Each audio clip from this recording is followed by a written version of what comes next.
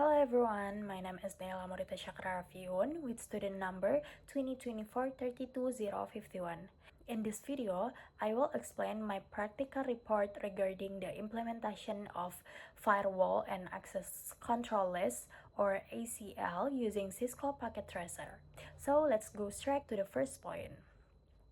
Okay, the first point is the design and initialization of the distributed network topology. And here, I set up the infrastructure framework on the workspace. And this topology is designed to stimulate inter-network communication. And the device I use include 3 PC workstations as end users, 1 enterprise server as the service center, 2 switches as concentrators, and 1 router as the layer 3 device that will later act as the firewall. Okay, the second point is physical path implementation. In this point, I connect the PC and server to the switches using straight-through cables, and then the switch will connect to the fast Ethernet interface on the router. Logically, I divided this network into 2 main segments. The first is the left side as LAN 1 or the source local network, and the second the right side as LAN 2 or the destination network where the server is located. And the segment is very important for testing routing and security functions later. Okay. Next, the third point is the static IP configuration on PC0. In this point, I open the IP configuration window and set the address to 192.168.1.2 with a class C subnet mask.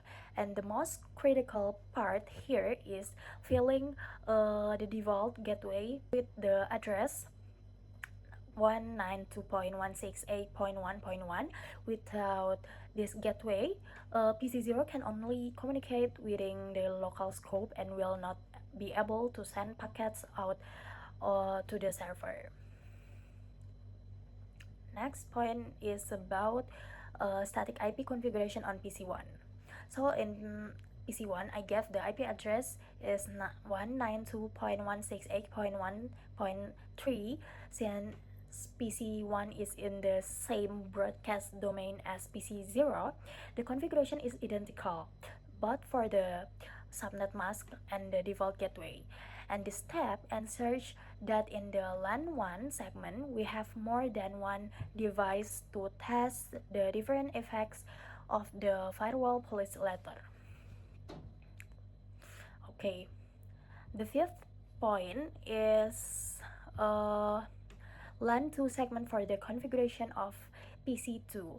Okay, here I set the IP to 192.168.2.3 because the segment is different and the default gateway used is 192.168.2.1, which refers to the router interface on the right side. And the accuracy of the gateway on the receiving side is very crucial so that PC2 can send back packets or replies when data in from another network. The sixth point is about configuration of server 0. The server is given the static IP address is 192.168.2.2. Besides the IP configuration, I also prepared server 0 to run various service protocols. And the main focus of this practical is the ICMP protocol for pin connectivity testing and the HTTP protocol on port 80 for web service simulation. And accuracy at this stage determines whether the firewall testing letter is valid or not. The next point is the configuration of interface FA0/0 on the router. Through the command line interface or CLI, I entered the terminal configuration mode. I assigned the IP 0.168.1.1 to this interface as the entrance for LAN 1. And don't forget to run the no shutdown command. Visually, we can see the cable indicator change from red to green and signaling that the administrative path is now active. Next point is about interface FA 1.1 per 0 configuration and routing activation. The steps are similar, but I assign the IP address 192.168.2.1 as the gateway for the LAN 2 segment. And with both interface active, the router automatically has a complete routing table. At this point, technically, all devices from LAN 1 should be able to communicate fully with LAN 2 before we apply security rules. Okay, the ninth point is the score of the practical. Is writing extend ACL rules.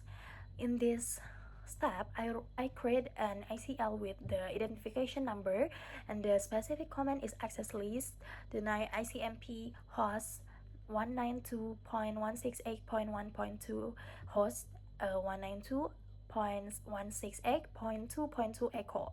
And this rule commands the router to block ping packets from PC 0 to server 0.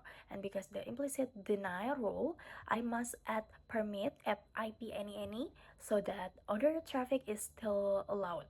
Then apply it to the FA 0 per 0 interface with the command IP access group in.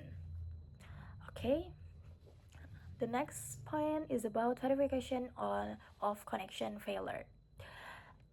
In this step, I perform a test by sending a PDU packet from PC 0 to server 0 in the status panel at the bottom right of packet tracer. The result shows failed.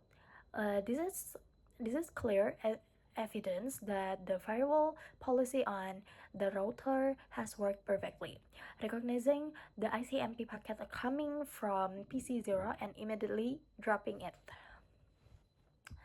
Next point is about testing transparency on the local network. In this step, I try to ping between PC 0 and PC 1, and the result is successful.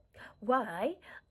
Because the communication between device in the same LAN segment is only processed at the switch level or layer 2, so it does not pass through the ACL filter on the router. And this shows that your firewall does not disturb internal operations.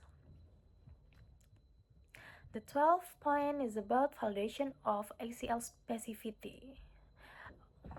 Okay, in this step, I test the connection from PC 0 to PC 2. Even though this packet must pass through the router, the result is still successful, and this proves that the extend ACL is very accurate. It only blocks packets if the destination IP is server 0 according to the rules we made, but still allows access to other hosts in the same network. Okay, the 13th point is about web service blocking configuration in port 80. Okay, in this step, I implemented the second scenario, which is web service blocking. I modified the ACL with the command deny TCP host, and here the router performs deeper inspections at layer 4 and looking for the destination port 18. The plan is that PC 0 might still be able to ping, but access to the server's web page will be totally restricted. Okay, the 14th point is about verification of HTTP service denial. In these steps, I open the web browser on PC 0 and type in the server's IP address after a few moments and type in the server's IP address. And after a few moments, the message request timeout appeared. and this confirms that the router has successfully interrupted the TCP three-way handshakes process sent by PC0, and so the web communications session was never formed. Okay, the last point is about comparative test and normalization. In this step, I tried to access the web server using PC1, and it successfully loaded the Cisco Packet Tracer page. And this proves the policy is not global. And finally, I disabled the ACL and perform a rewrapping the test from PC0 to server 0, and the result returned to successful. And this indicates the network is back to normal without restrictions. And that is the presentation of my practical report regarding firewall and ACL. Through this 50 point, we can understand how important process security configuration is in the distributed network. So I'm Naila Amrita, signing off. See you in the next video.